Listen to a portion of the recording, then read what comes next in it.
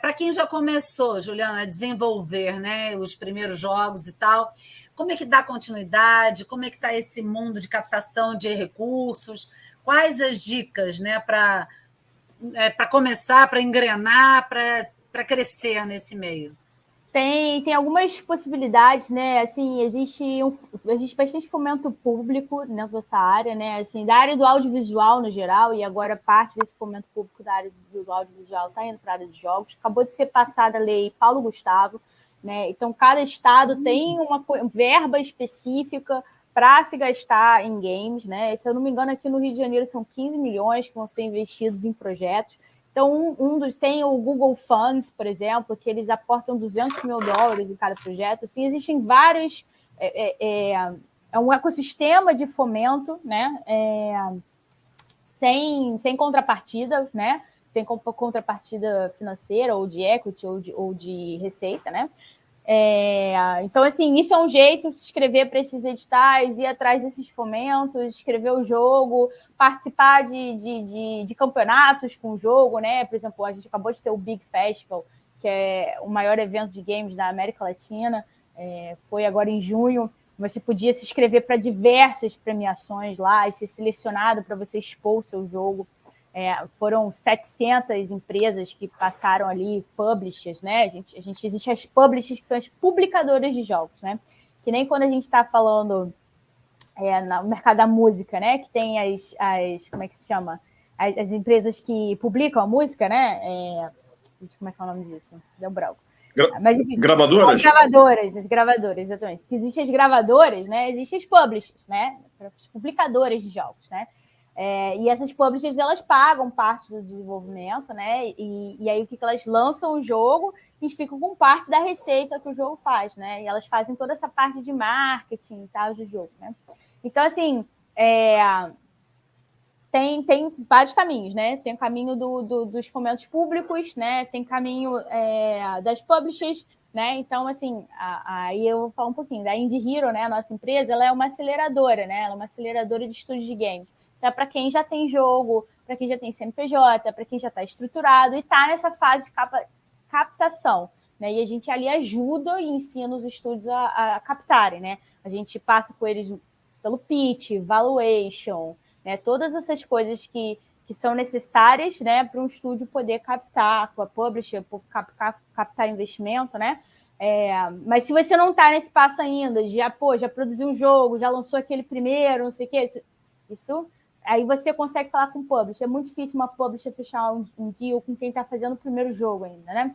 Então, para o primeiro jogo, o ideal é você ir para o fomento público, né? Ou você juntar com seus amigos da faculdade, realmente, fazer jogos menores, pequenos, que você produza em 1, 2 meses e bota na loja, lança, vê como é que funciona, vê como é que a loja funciona, entendeu? Começa a construir uma comunidade, seu jogo. O TikTok hoje é muito utilizado para construir comunidades de jogos, entendeu? O TikTok com Discord. Então, você começa a fazer essa parte, né? Acho que ficou talvez respondido aí, né?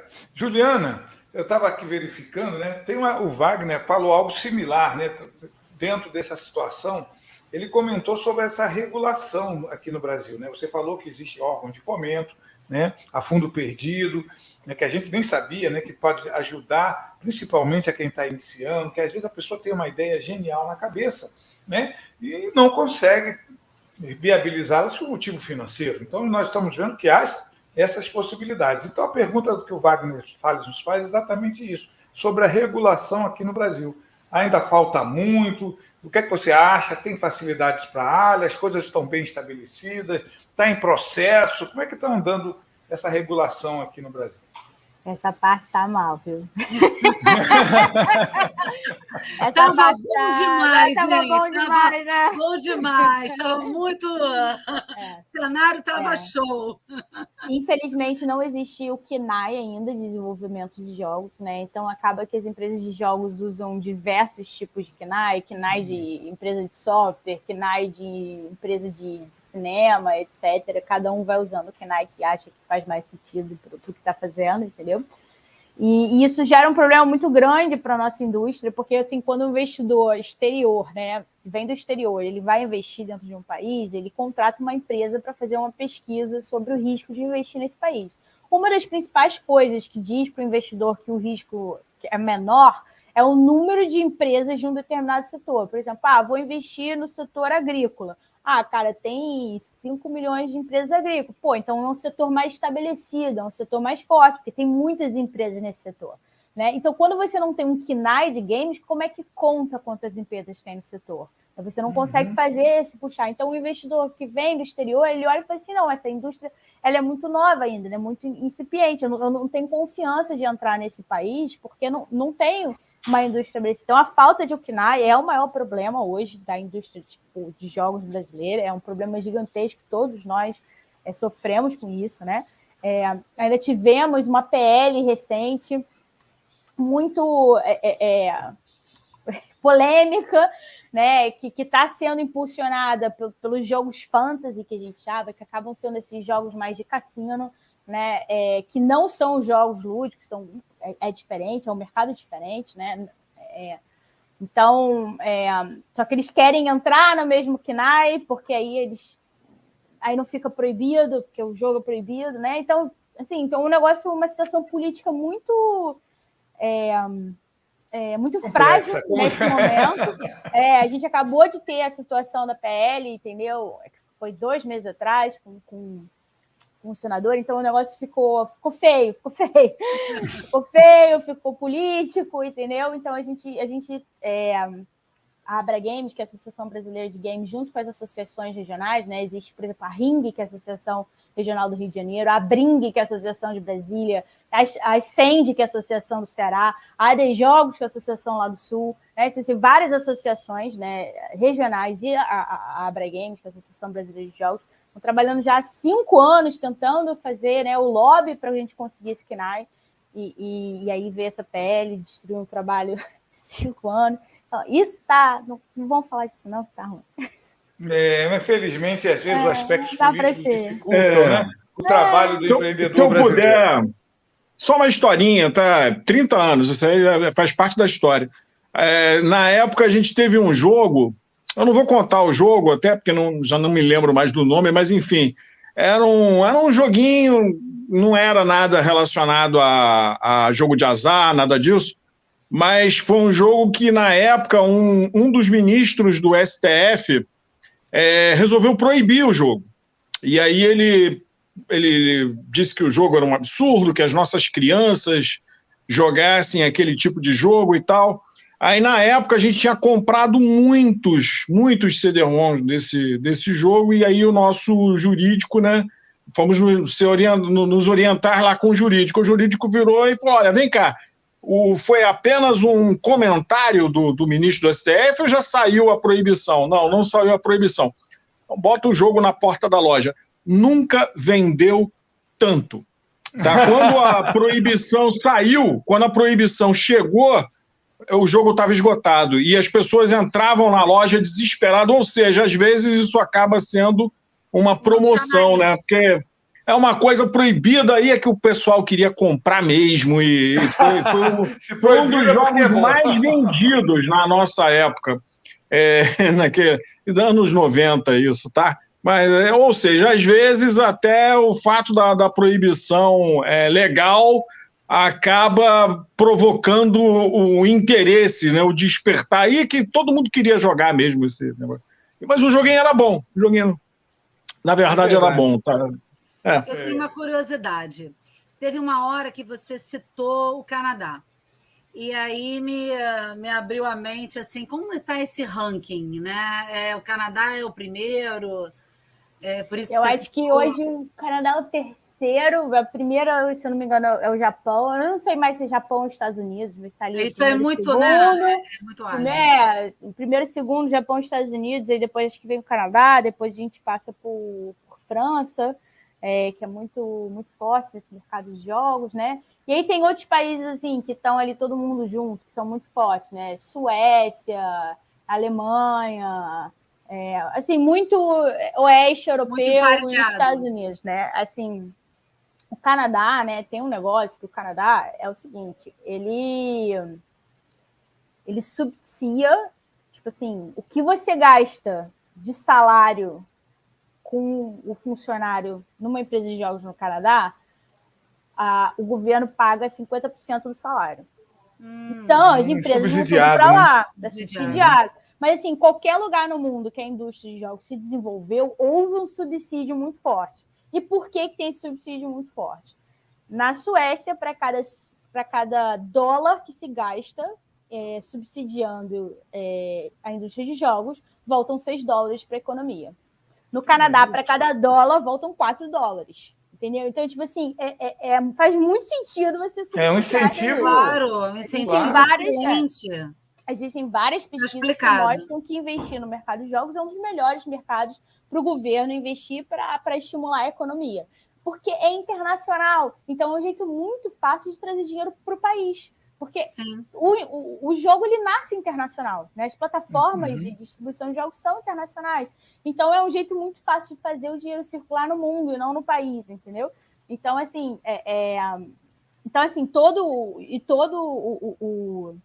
onde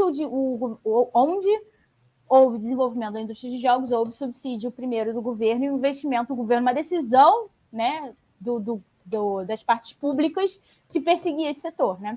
E eu vejo que hoje o Brasil ele está passando por esse momento, né? A Lei Paulo Gustavo ela mostrou muito isso. Mostrou que o Brasil começou a olhar para o mundo de jogos e entender que é interessante apostar nesse mercado para desenvolver a nossa economia, né? A Paulo Gustavo ela veio muito forte, né? Mas não só isso, os Sebrais, né? Eles têm começado a fazer programas de capacitação específicos para áreas de jogos, né? O Sebrae Rio já tem, o Sebrae lá com a AD Jogos lá no Sul já tem, o Sebrae Nacional já começou a fazer alguma coisa, entendeu? Então, tipo assim, você vê a movimentação hoje do setor público realmente brasileiro começando a olhar mais forte para essa área de jogos como um setor da economia, né? A gente tem a Apex hoje, né, que também está aí financiando financiando a exportação de jogos. Hoje existe uma área de jogos dentro da Apex, que é o nosso órgão de exportação, né? Então você está vendo aí que vários dos principais players do mercado de desenvolvimento de indústria nacional estão começando a abraçar e ter a partezinha ali de jogos, entendendo que faz muito sentido desenvolver essa economia, né? Legal. Inclusive o Wagner Salles comenta isso, né? Ele fala... Você vai junto com os games, né? Tem a moda, você vende roupa, você vende camiseta, vende boné, vende, né, vende cadernos, vende material escolar. Então, vai todo um mercado que vai junto com o mercado de games. Porque os jovens, eles jogam, né, e eles querem ter o caderno do Fortnite, ele quer ter a camiseta do game e tal. Então é um negócio que vai tudo de roldão nisso daí, vai moda. Mas não só o financiamento em cima da propriedade intelectual, tipo, tem o jogo, eu fiz a camiseta do jogo, eu vendi. Isso. Mas como eu uso o jogo para vender a minha camiseta, né? Tipo assim, isso. A Louis Vuitton, né, já ela fez uma skin lá, acho que do Fortnite, ou enfim, um desses jogos, ela fez a skin, entendeu? Então, tipo assim, você vê as grandes marcas de moda entrando dentro dos jogos, né? Tipo assim, dentro do sandbox, né? A Hermes Crab, ela já fez as caixinhas para Nike, para Dior, entendeu? Tipo, por quê? 30% da geração Z, 30% do tempo da geração Z tá lá dentro. É melhor fazer uma ação de marketing dentro do mercado de jogos do que fazer no TikTok, porque as pessoas estão mais dentro do mercado de jogos, tem mais gente jogando do que no TikTok. Então, então, em vez de pagar um influenciador, eu vou fazer uma ação de marketing dentro. Isso é o que a gente chama, que é um outro mercado onde a gente chama de advergames. É quando você faz jogos para publicidade ou faz experiências dentro de jogos para poder fazer publicidade. A Ambev já faz, Coca-Cola faz muito. Coca-Cola já está nisso aí. 10 anos a Coca-Cola já faz. A Coca-Cola é gigante dentro do mercado de jogos, entendeu? Tem outras empresas como a Ambev e tal. As empresas grandes de atores já se ligaram que elas têm que estar mais ali do que até no TikTok ou no Instagram, enfim. É por isso que é bom a gente saber, né? Até o Wagner Salles estava comentando isso, porque são grandes lacunas da nossa regulamentação né, que permitem, ele comenta isso, empregos, né, impostos que serão recolhidos, formação profissional adequada. E dentro dessa formação adequada, né, o Tadeu também pergunta para a gente, eu acho que de alguma forma você já colocou, mas como você vê o futuro do desenvolvedor de games brasileiro? Né? Você já colocou que nós temos essa capacidade criativa. Eu acho que um dos grandes vantagens do brasileiro é que é um povo bastante diverso. Nessa diversidade do nosso povo gera, né, ideias em profusão bem diferentes, bem diferenciadas. Né? Eu acho que isso provoca uma criatividade bem diferente mesmo do que os demais, né? Porque você tem aquele grupo de pessoas que tem um espaço de criatividade. Quando você faz bate tudo no liquidificador, que é o brasileiro, tudo batido no liquidificador, né? A criatividade realmente explode. Então, você vê que o futuro do desenvolvedor... Como você vê, né, o futuro do desenvolvedor de games brasileiro? Eu vejo um futuro muito promissor, como eu disse. É um mercado aí que, ano retrasado, tinha 300 empresas e no ano passado o mapeamento já tinha 1.007, né? Ou seja, e cada vez estão surgindo mais e mais estúdios de jogos brasileiros que vão precisar da mão de obra para isso, porque cada vez existe mais demanda, né? O próprio mercado brasileiro, ele é muito pouco explorado internamente, né? Hoje a gente tem 100 milhões de jogadores, né? Muita gente jogando mobile, muita gente jogando os grandes títulos. O brasileiro gosta muito de jogar shooter, né? Jogar FPS, né? Que é jogo de tiro, né? Mas, assim, todos esses 100 milhões, né? Eles estão aí abertos, são jogadores, né? Então, é todo um mercado. Por exemplo, agora existe um novo mercado muito voltado para a mulher, chamado Cozy Games, que são jogos para relaxamento. Né, que as mulheres estão estressadas e jogam aquele jogo ali que são jogos bonitinhos, fofinhos e com cores pastéis, e elas relaxam naquilo ali. Então, são utilizados como uma forma de relaxamento. E é um boom no mundo de jogo isso, tá? Cozy Games está, tipo assim, estourando. E tem agora estúdios nascendo especializados em Cozy Games, entendeu? Então, assim, o nosso próprio mercado, a gente explora ele ainda muito pouco. São 100 milhões de clientes. Como é que chama? Code Games? Cozy. C-O-Z-I. Tá. Então, assim, tem um futuro muito, muito promissor, né? Porque só está crescendo. O mercado internacional, 20% ao ano, né? E agora o mercado nacional, 600% ao ano, entendeu? É verdade. E o desenvolvedor do game, ele não está desenvolvendo só para o brasileiro, como você mesmo falou. É um mercado que já nasce internacional. É importante o inglês. Entendeu? É imprescindível, todo mundo aqui. Né? Exatamente. Todo mundo que quer trabalhar nesse mercado é importante investir no inglês. É verdade, é verdade.